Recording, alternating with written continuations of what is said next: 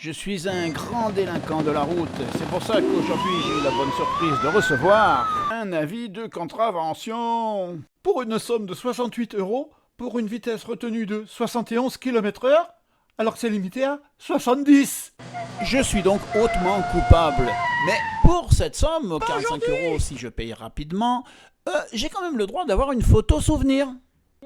Et voici comment procéder. Alors, avec l'aide désintéressée de notre ami Google, on se retrouve donc sur le service des saisines. Là, c'est pas évident, on trouve pas, il n'y a rien, donc on tape cliché ou demande de photo, un truc comme ça. Et on se retrouve là, donc maintenant, sur la bonne page. Et ça commence. Là, on vous dit les pièces qu'il faut préparer, ce que je fais, mais bien sûr, je ne lis pas ces petites choses-là, et je vous dis que ça, c'est important, et on verra pourquoi plus tard. Bref, on continue, on remplit, on accepte tous les machins, les bidules. Consciencieusement, on remplit les noms, les prénoms, tout ce qu'il faut faire, voilà. Le truc habituel, c'est chiant, mais il faut le faire. Bah oui, on veut notre photo souvenir, alors on se laisse pas décourager, on continue.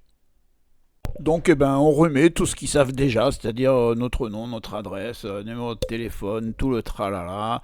Même l'adresse mail, on se dit que de toute façon, traqué on est déjà, ils savent tout sur nous, allez, on n'hésite pas. Complotiste. Bien sûr, pour les besoins de la vidéo, je ne mets pas mes vraies coordonnées. Vous l'aurez compris, je ne suis pas non plus totalement débile. C'est d'ailleurs pour cette raison que je ne pourrais pas aller jusqu'au bout du processus parce que je ne fais pas ça en direct, bien sûr. Mais rassurez-vous, je vais tout vous expliquer. Et donc, on en arrive au stade où il faut marquer à la main le numéro de contravention de sa race. Pardon. Et qu'il va falloir mettre les pièces. Et c'est là où ça se complique. Les pièces, comme je vous ai dit au début, je les ai préparées. Je me suis soigneusement fait chier à les scanner, à les mettre sur mon bureau. Et quand je veux les téléverser, qu'est-ce qui se passe ? Ça marche pas, parce qu'il faut les mettre en zip. Alors, qu'est-ce que je fais ? Je les mets en zip. J'ai 7 zips, c'est bien, c'est super. Alors, je mets tout ça en zip. Et puis là, qu'est-ce qui se passe encore ?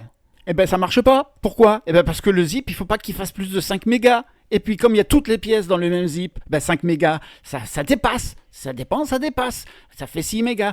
Alors, qu'est-ce qu'il faut faire ?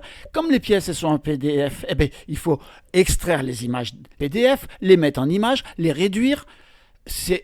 On arrive enfin à faire moins de 5 mégas. On est content et on se dit, ouf, ça y est. Et là, qu'est-ce qu'on fait ? On upload les pièces. Mais malheureusement, ça marche pas. Pourquoi ça marche pas ? Parce que il fallait les mettre en zip et moi je les ai mis en 7 zip. Mais moi, zip, j'ai pas zip. Je n'ai que 7 zip qui m'a, jusqu'à maintenant, toujours rendu de grands services gratuitement. Mais comme je veux pas me laisser décourager par ces enfoirés, je vais sur internet, je me trouve un convertisseur gratuit et je le mets en zip que je finis par uploader.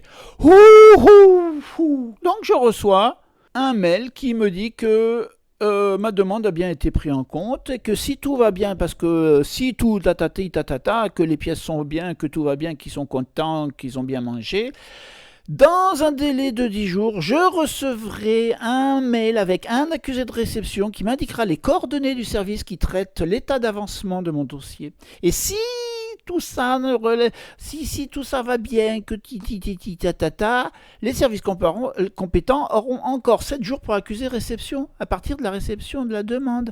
Et si l'instruction de votre demande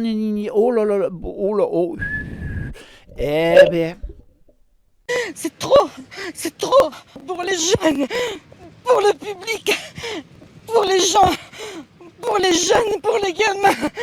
C'est trop.